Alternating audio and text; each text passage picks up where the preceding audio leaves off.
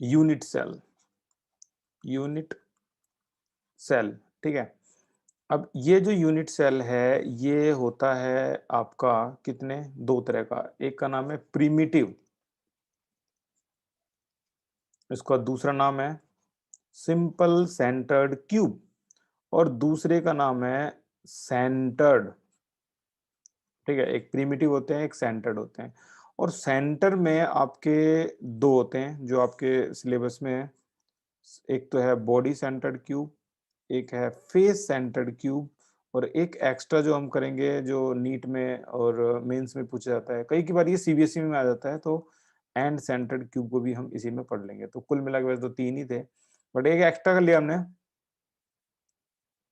चार हैं, चार पढ़ते हैं। तो स्टार्टिंग करते हैं सबसे पहले सिंपल सेंटर्ड क्यूब, जिसे हम प्रिमिटिव भी बोलते हैं, सिंपल सेंटर्ड क्यूब, ठीक है। एक बार मैं पूरी फुल फॉर्म लिख देता हूं इसकी, सिंपल सेंटर्ड क्यूब। इसमें एटम्स कहाँ होते हैं, इसमें एटम कॉर्नर्स पे होते हैं, ठीक है। जैसे मैं एक यूनिट सेल बनाऊंगा, इस तरीके से आप आदत डाल लो, हर बार आपको यही यूनिट सेल बनाना है, ठीक है। इस तरीके से ऐसे क्यूब बनाने की आदत डाल लो, और यहाँ पे जो एटम्स होते हैं वो कहाँ होते हैं, सिर्फ कॉर्नर पे।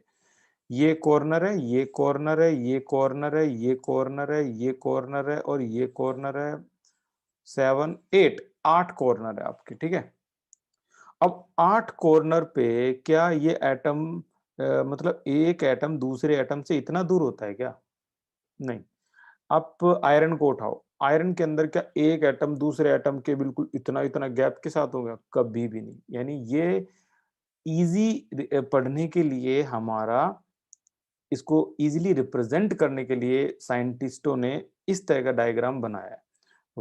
रियल डायग्राम कैसा होता है, तो भाई रियल डायग्राम ऐसा होता है, आपके एनसीईआरटी में देखो, ये वो रियल डायग्राम है। अब आप इमेजिन करो, मैं ये डायग्राम बनाऊंगा क्या? ये तो बड़ा कॉम्प्लिकेटेड हो जाएगा। इसीलिए सिंपल करने के लिए उन्होंने इस तरह से डायग्राम बना दिया। इन सभी एटम्स को अगर हम जूम ना करें तो ये एटम आपको ऐसे दिखाई देंगे, ठीक है। लेकिन रियलिटी क्या है, वो तो यही है। अब आप सोचो, अगर एक एटम को कॉर्नर पे लगा दिया जाए, ठीक है, एक एटम को, आपके रूम में आप देख रहे होगे कि 8 कॉर्नर होते हैं, 4 तो छत में, चार चार आपके फर्श के कोने में, आप देखोगे 8 कॉर्नर है। तो एक एटम अगर कॉर्नर पे लगा दिया जाए तो वो कितना परसेंट पोर्शन, मतलब कितना परसेंट बोल रहा हूं मैं, कितना पोर्शन फ्रैक्शन में आप बता सकते हो यूनिट सेल के अंदर आएगा, बाहर कितना रह जाएगा? सिर्फ मुझे बताओ कितना यूनिट सेल के अंदर आएगा अगर मैं एक कोने पर एटम को लगाऊं, कितना पोर्शन जो है वो यूनिट सेल के अंदर आएगा? तो भाई शुरुआत होती है ललित से, वेरी गुड इवनिंग। ये है आपका 1/8, बहुत बढ़िया। नितेश ठीक है, ओम शुक्ला ठीक है, केशव ठीक है, रेणु ठीक है, इन्होंने बताया है, युग ठीक है, इन्होंने बताया 1/8 पोर्शन जो है वो यूनिट सेल के अंदर आएगा। सच बात है यार, आज की वीडियो के एंड तक ये चीज आप 3D देख चुके होंगे। तो 1/8 अंदर आएगा। अब कॉर्नर पे एटम कितने हैं, आंसर है 8 है, बट कितना पोर्शन यूनिट सेल के अंदर आ रहा है, तो इसे बोलते हैं number of atoms, number of atoms occupy inside the unit cell, inside the unit cell. इसे हम Z से रिप्रेजेंट करते हैं, और ये कितना होता है आपका 8 इंटू 1/8, 8 इंटू 1/8। तो ये इतना पोर्शन इसका जो है वो इसके अंदर आएगा, ठीक है, 8 इंटू 1/8।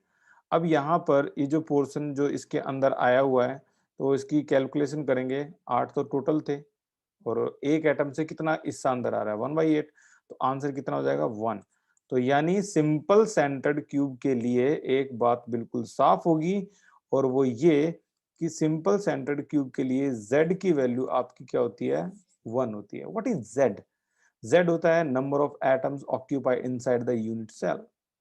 इंडिया में Z बोलते हैं, वैसे इसको जी बोलते हैं, जी, ठीक है ना। आउट ऑफ इंडिया, इंडिया में भी कई जगह पे बोल देते हैं।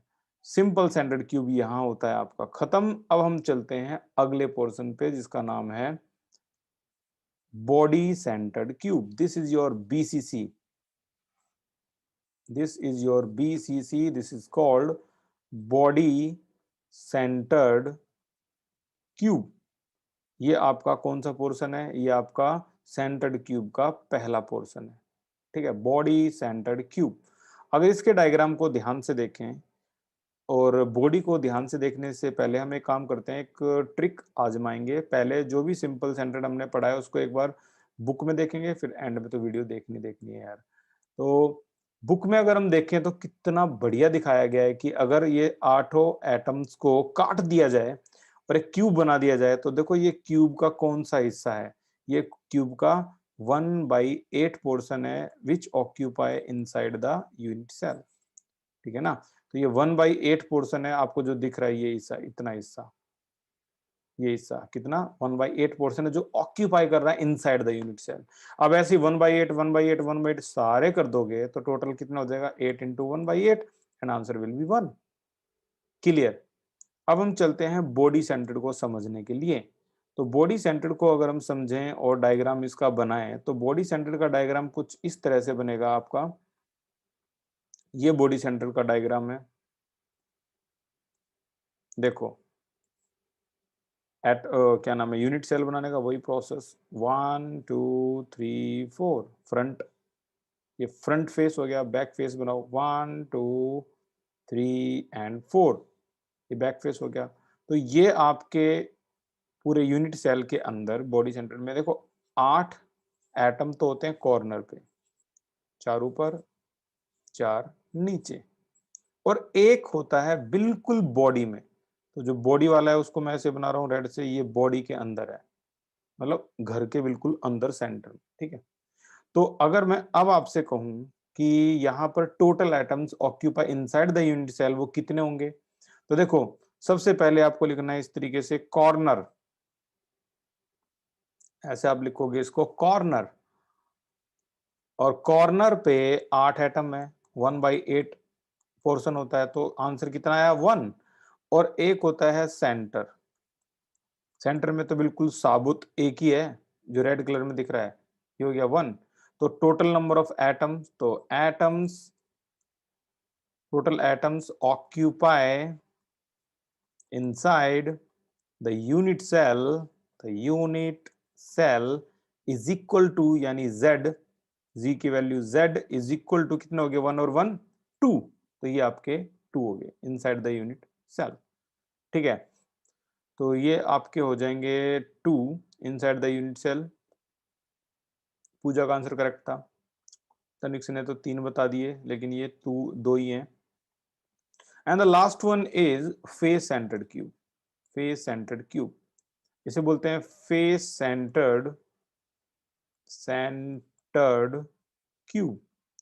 और इसका डायग्राम अगर मैं बनाऊं, जैसा कि रूल है, पहले बॉडी मैंने बना दिया है ना, तो बॉडी को एक बार एनसीईआरटी में देखते हैं। एनसीईआरटी के अंदर अगर हम देखें इसको तो यहाँ पर बॉडी सेंटर्ड क्यूब को बड़ा अच्छा बनाया गया है, इस तरीके से दिखाया गया है। ये 1 2 3 4, ये तो कॉर्नर पे है, 1 2 3 4 5 6 7 8, और एक देखो बिल्कुल बॉडी में है, ये बॉडी में, ठीक है। तो ऐसे ही अगर इसको जूम करोगे तो आप देखोगे कि यहाँ पर पूरे हिस्से में बॉडी में ये है आपका एटम, ठीक है। और इसको ऐसे देखोगे तो आपको दिखाई देगा कि कॉर्नर पर 1/8 पोर्शन है जो कट हुआ है, और बॉडी का तो पूरा 1 है ही है। तो कॉर्नर वाले 1/8 को 8 से मल्टीप्लाई कर दो, तो 8 है, आंसर आएगा 1 1, तो ये बॉडी का है ही है, दोनों को ऐड कर दो 2, तो z की वैल्यू यहाँ जो होती है वो कितनी होती है 2। Number of atoms occupy inside the unit cell in body centred cube, ये कितने होते हैं टोटल? 2 होते हैं, ठीक है। अब हम चलते हैं अपने लास्ट की तरफ जिसका नाम है फेस सेंटर्ड क्यूब। यहाँ पर फेस की तरफ एटम होंगे आपके। तो यूनिट सेल अगर मैं बनाऊं तो ये एक यूनिट सेल है, कोशिश करो आप सीधी लाइन से एक अच्छा सा पैटर्न बनाओ ताकि नोट्स भी अच्छे बने। तो ये इस तरीके से, ये इस तरीके से, ये आ गया आपका, ये यूनिट सेल बन गया प्रॉपर। अब अगर देखा जाए तो कॉर्नर पे एटम होते हैं 8, तो मैं कॉर्नर के एटम इससे बना रहा हूँ। 1 2 3 4 5 6 7 और 8 ये कॉर्नर पे हो गए। ठीक है, अब फेस पे कितने बनाएंगे? चलो जल्दी से मुझे बताओ, एक क्यूब के अंदर कितने फेस होते हैं? एक क्यूब के अंदर कितने फेस होते हैं? How many faces are there in a cube? Amit बिल्कुल ठीक है, ललित ठीक है, केशव ठीक है, ईशांत गलत है, प्रिया ठीक है, युग ठीक है, नितेश ठीक है, शौर्य ठीक है। आपके रूम में भी आप देख लो, छत और फर्श और चार दीवार, तो कितने हो गए? 6 ही तो हो गए। छत और फर्श और चार दीवार, टोटल फेस होते हैं आपके 6। ठीक है, अब मुझे बताओ कि यहाँ पर एज कितनी होती है? एक क्यूब के अंदर कितनी एज होती हैं इसकी? How many edges are there in a cube? बहुत बढ़िया, दिव्या, युग, अब की बार तनिष्क गलत है, केशव, दीक्षा, केशव खत्री, केशव, दो केशव हैं, नितिन पारासर ये ठीक है, सौर्य गलत है, प्रिया गलत है।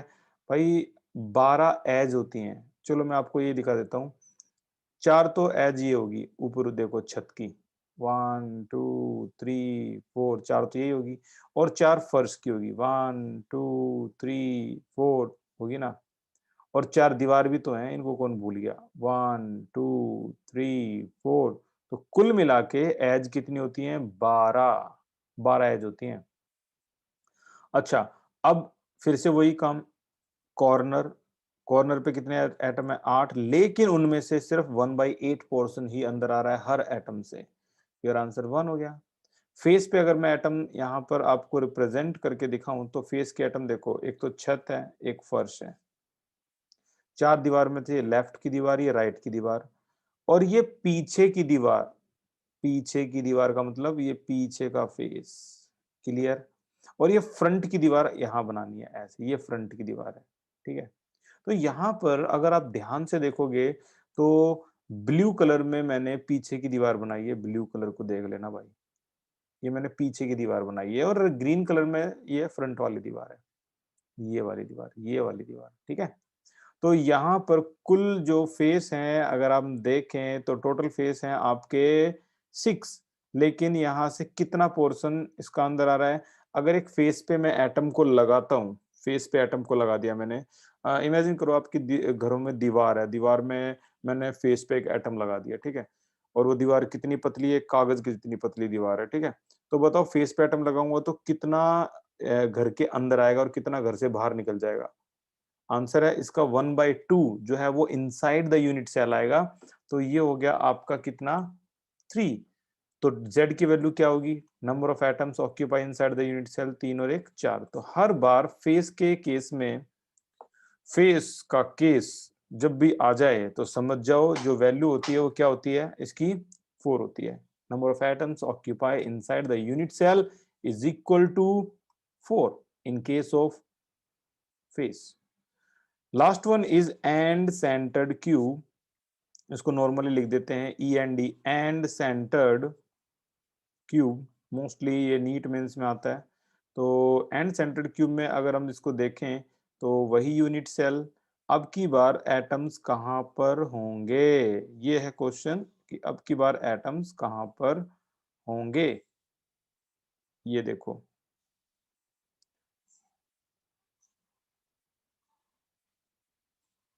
ओके, एटम कहाँ होंगे? 1 2 3 4 5 6 7 8, 8 में होंगे, और एक होंगे अपोजिट फेस पे। जैसे बोल सकते हो आप छत और फर्श, ये अपोजिट फेस हो गया।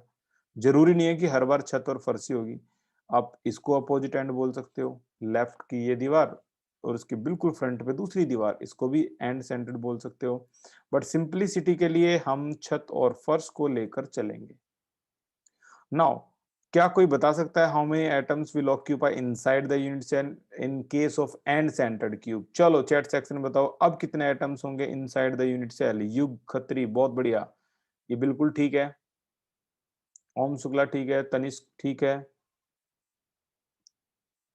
दीक्षा मैंने पूछा है कि how many atoms are there inside the unit cell, तो ये 2 होंगे, करेक्ट आंसर इसका 2 होगा। ठीक है, अब अगर हम ध्यान से आप देखोगे तो कॉर्नर है, कॉर्नर पे एटम है, ये देखो कॉर्नर, कॉर्नर पे एटम है 8 into 1/8, your answer is 1। And दो ही फेस है, फेस यहाँ कितने यूज किए गए हैं, सिर्फ दो, तो 1/2 इज इक्वल टू 1। तो z की वैल्यू क्या होगी, number of atoms occupy inside the unit cell is called z या g, जिसकी वैल्यू है 2, जो कि बॉडी में भी थी, राइट। तो एंड सेंटर्ड क्यूब में वैल्यू 2 हो जाएगी। अब मेरा एक और क्वेश्चन है, ये जो मैंने गोला बनाया हुआ है, गोला, इसको स्फीयर बोलते हैं, आप इसको और क्या बोल सकते हो, बताओ, इस गोले को क्या बोल सकते हो, स्फीयर है जो, इसको क्या बोल सकते हो। बहुत बढ़िया, केशव सही जा रहे हो, प्रिया ने सही बताया है, केशव ने ठीक बताया है, नितिन पारासर बहुत बढ़िया, ये भी ठीक है, ललित ठीक है, इन्होंने कहा इसको एटम बोल सकते हैं। ओके, अब मेरा क्वेश्चन है, एटम के अलावा क्या बोल सकते हो, अब ये कोई जीनियस ही बताएगा, एटम के अलावा और क्या बोल सकते हो इस स्फीयर को, कम ऑन। अब का जो आंसर होगा, अब तो भाई देखने लायक होगा। Now answer is to be seen. Yug कह रहा है यूनिट सेल, क्या है यार युग,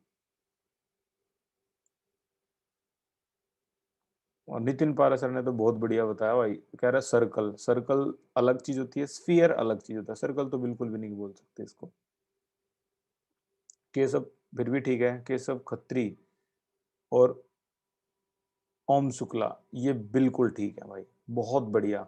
इसको आप लैटिस पॉइंट भी बोल सकते हो, करवाया था ना लास्ट क्लास में, लैटिस पॉइंट भी इसको बोलते हैं, या फिर लैटिस साइट भी बोल सकते हो इसको, ठीक है। इसको हम क्या क्या बोल सकते हैं, एटम बोल सकते हैं, आयन बोल सकते हैं, इवन मॉलिक्यूल भी बोल सकते हैं, इसको लैटिस साइट भी बोल सकते हैं, लैटिस पॉइंट। लैटिस पॉइंट की एक सिग्निफिकेंस आएगा अभी क्वेश्चन में कि what is the significance of lattice point. Lattice point represent the sphere as atom, ion और मॉलिक्यूल, ठीक है ना। अब ऐसे बहुत से केस आएंगे, तो इसको हम देखेंगे, तो z की वैल्यू है आपकी 2, तो यहां पर z की वैल्यू 2 है, और आगे हम देखेंगे आर्यन, आर्यन भाई एक बार इसका तीसरा राउंड और होने दो, आपको सारा क्लियर, मैं कह रहा हूं आज की वीडियो के एंड तक कोई क्वेश्चन ही नहीं रहेगा, नो क्वेश्चन, ठीक है। तो चलते हैं हम अगले पॉइंट पे, ये z की वैल्यू आ गई आपकी 2, और अब हमारा चलता है अगला पोर्शन यहाँ से।